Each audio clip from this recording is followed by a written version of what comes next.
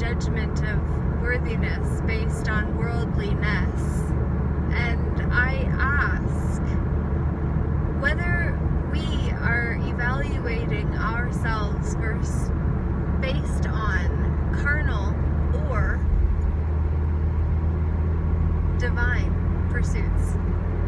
I believe it's not just interesting but vital for us to actually start speaking in the terms that Socrates was said to have used. Socrates being the founder of Western philosophy, whose body of work died with his public poisoning for piety and poisoning the minds or corrupting the minds of youth. And also believing in false idols to what were popular culturally in Athens, where he was tried and then convicted and succumbed to the sentence of poisoning 30 days after it was prescribed by one who had him persecute and remove himself from the game simply because others said that he should have shame for doing what he believed to be right and true and would not revoke or recant. And so then others said, you can't do that, you can't stay here if that's the way it is. So a public execution at his own hand, poisoning, is a fantastic way for the founding father of Western philosophy to have met his end, wouldn't you say? I think it's important to see that the Inquisition previously kept all physicians, philosophers, and scientists in line. Because if you cannot walk the line and define yourself by the design of a group mentality that would tell you what you had to be in order to fit into the boxes of that label that would give you an identity to fit within a fictitious version of reality that changes the man or woman into something other than we originally were. These are the things that we need to see are fictitious versions of reality.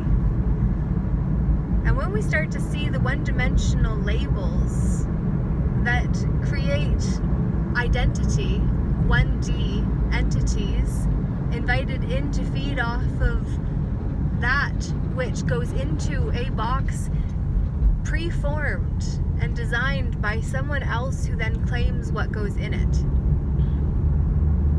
So if you become the thing in someone else's box, you are then subject to their whims, for such is the way of a usufructuary system. A usufruct, when perfect, only has the first two interests covered, but when it becomes imperfect, where I'm perfect, then abuse is introduced. So not can only you use someone else's property and profit off of the use of someone else's property, but then you can abuse it too and say that you were just doing the best that you could by fulfilling an order that needed the box checked, and it just happened to have someone else's life on the other side of it. Cut identity theft, period, with a saw blade. Literally. Ghost beside me right now. Which is just so perfect.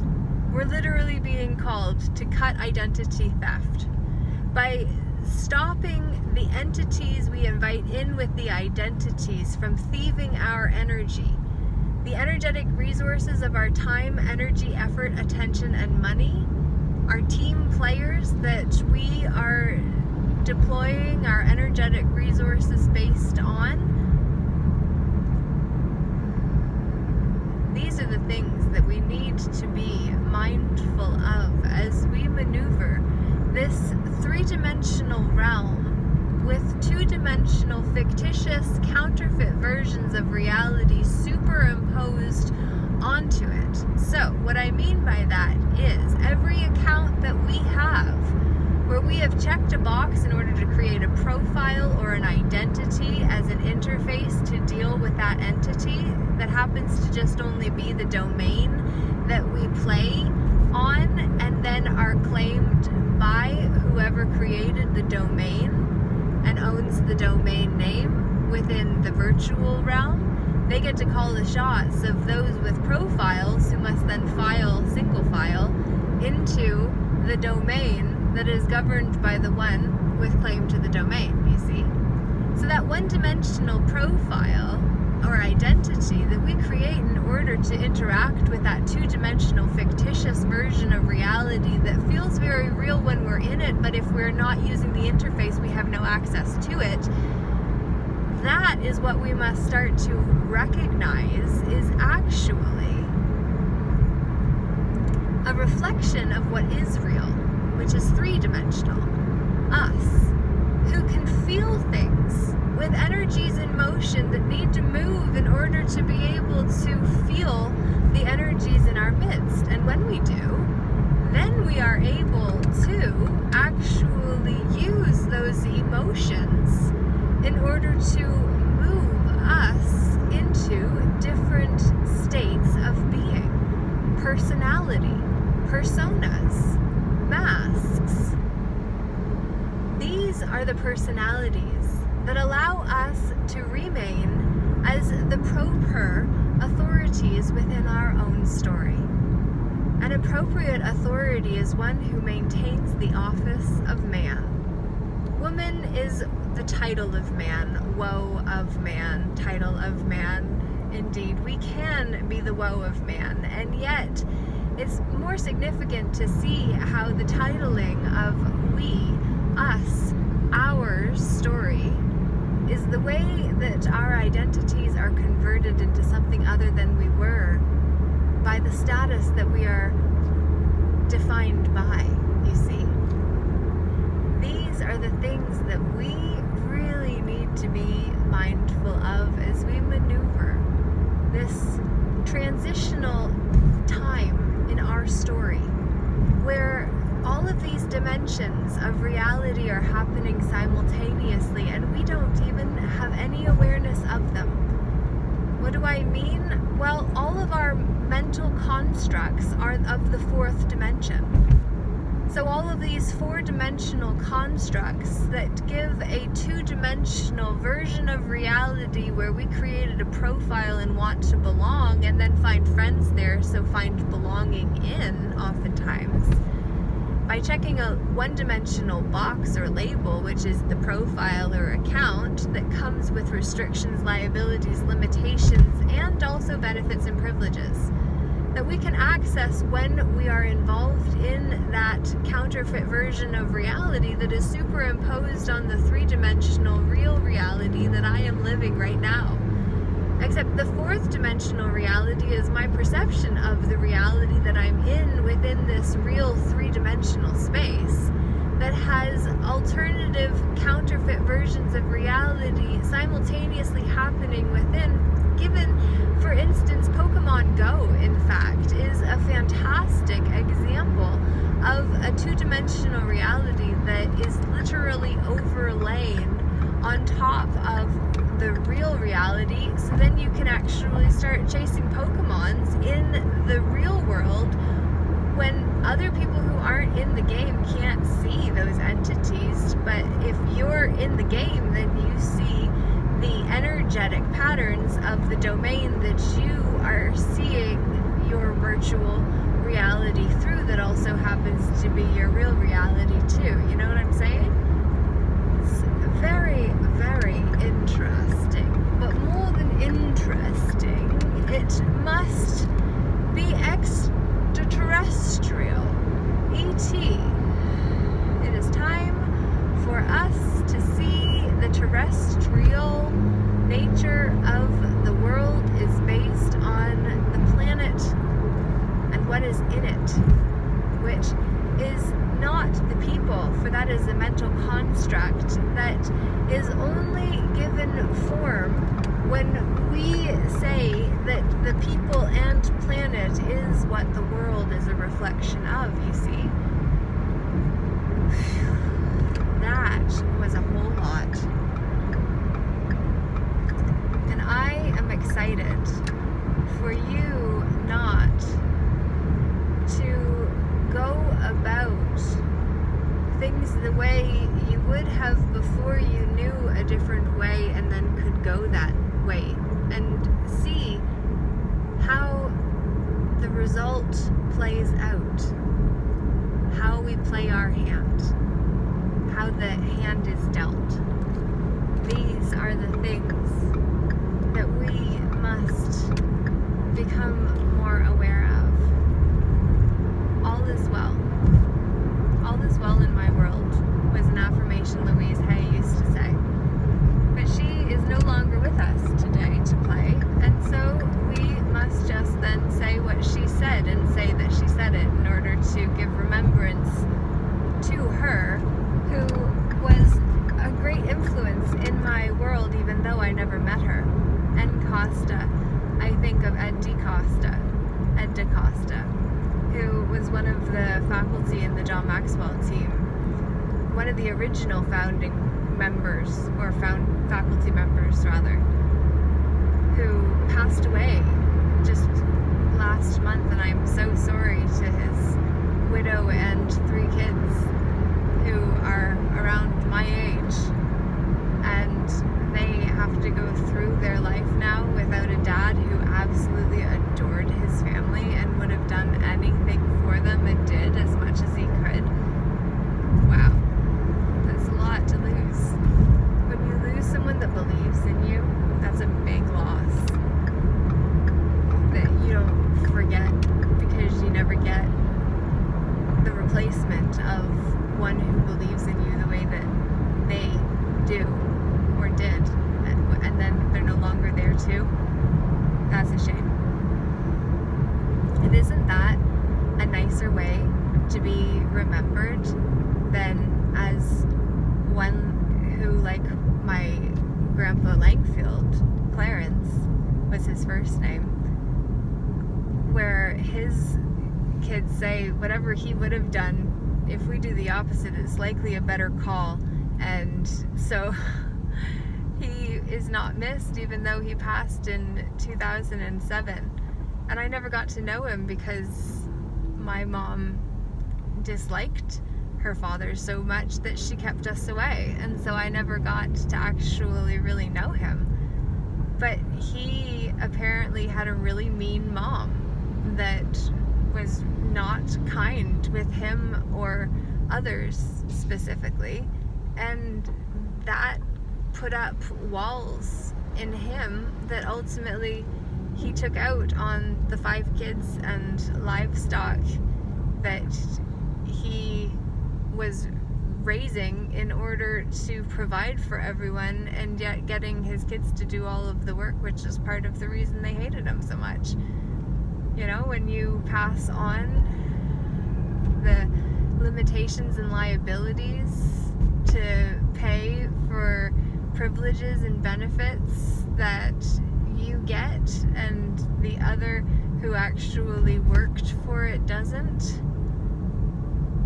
Royal Details is on the vehicle right there, and Oracle is in front. We don't appreciate it when we put in all of the effort and then don't get to benefit. But there is a proverb that says, one who plants an oak tree, one who plants an acorn never expects to sit in the shade of the oak tree, yet plants anyway. And that is precisely why we're doing the Call to Remember Identity Quest Challenge November 10th and 11th. We are calling the youth for the afternoon after a round room that is private and will not be on Zoom. So you have to be there live in order to hear what is shared, which is an introduction of all the characters who come in to be part of the experience. We're going to introduce ourselves, what connections we all have, and we're really going to be intentional about sharing the information that we need with one another in order to see that we all bleed red after oxygen has been exposed to the blood that runs through our veins. and it is in our names that we are claimed. So knowing how to better maneuver the legal fiction that Socrates' body of work was used in order to reinforce the fictitious structure of, with the Inquisition to reinforce it using force and terrorism as a means to have the Speedmaster Moonwatch as on the sign in front, with the 4 points being the 4 directions. Sheraton Hotel there. And it's really just about recognizing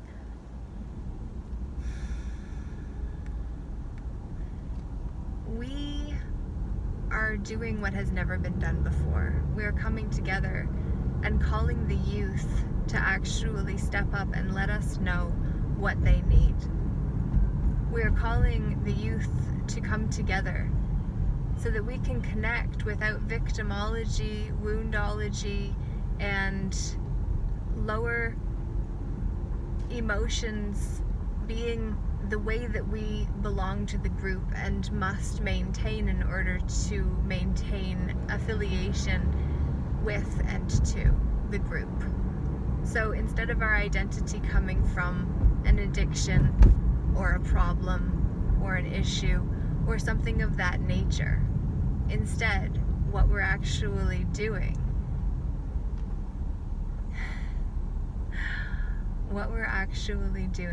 is yet to be determined. Specifically, though generally, we are putting together a multifaceted curriculum that will honor all aspects of ourselves and use a special practice framework to actually implement the best solutions and strategies offered that will work for you specifically.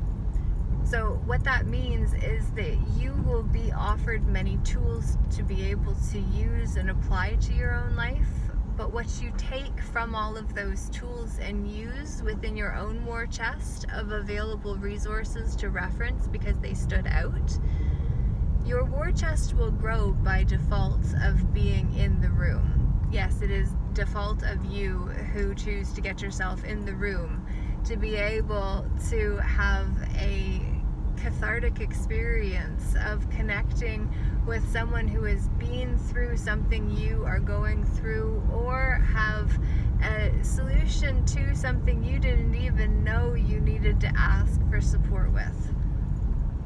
These are the things that we really need to see bring joy to the center point of the journey. And then have only the earn left, not the EARN of earning our way the way that we have been taught we must do in order to play and stay, but the URNE of the ballot box, not even the URN of the urn that holds the ashes of a cremated body, but the URNE of the ballot box is what we have not fought hard enough in order to maintain charge over.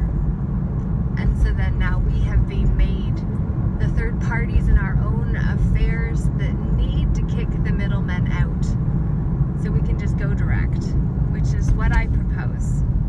So if you like the pose that I am not just striking but am saying through the poetry of the language that I am speaking, well, then you can be the pro that uses the prose in order to show up and do what is required, which is move the energies in motion that have been keeping you stuck, restricted, confined, or in a contracted state.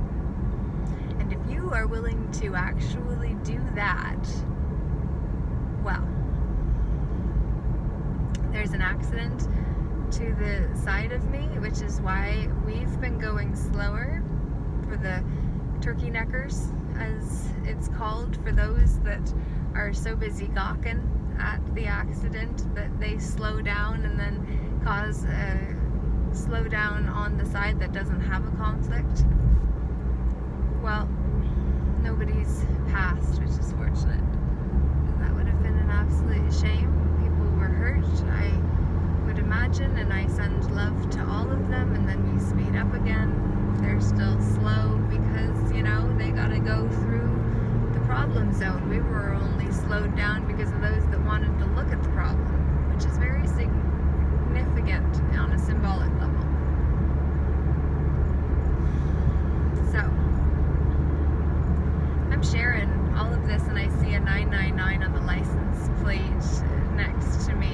So, I am excited to say it is just about time for us to face the patterns that have been holding us back so that we can shift our scared side into a sacred expression of the same. It's the same letters, but it's a totally different experience when we're in our scared side versus the sacred side. So, with that, I'm going to say thank you for your time, energy, effort, attention, and money if you wish to be a Patreon sponsor. I've got a few options in order for you to be able to play with me and have the mastermind group starting November 9th that you could join on Fully Committed with 4 chapters each week discussed by theme. And ultimately the first is, who are we and how do we get our identity? Because that is a point that if we get to the bottom of truly, so much is going to fall into place that the next week you're going to be in a totally different place when you show up for it because of what you gain from November 9th, after which you can then come to Soul's Path for an intentional networking experience with people that are willing to use a soulful adventure game by Lori Appleby in order to name some feelings or deeper things than what we might bring to the table with a stranger unless prompted, which the game is meant to do, so it settles the ego that says, no, that is not how I want these energies in motion to go, ego. So instead, we are actually playing with our ego and our emotions at the same time, which is a different way to be kind to ourselves and ourselves, which is what this game is all about. Whether our cells will be filled with faith or fear, which is what the sacred and scared are all about. So, the marbles was on the sign along my way, and so I say it is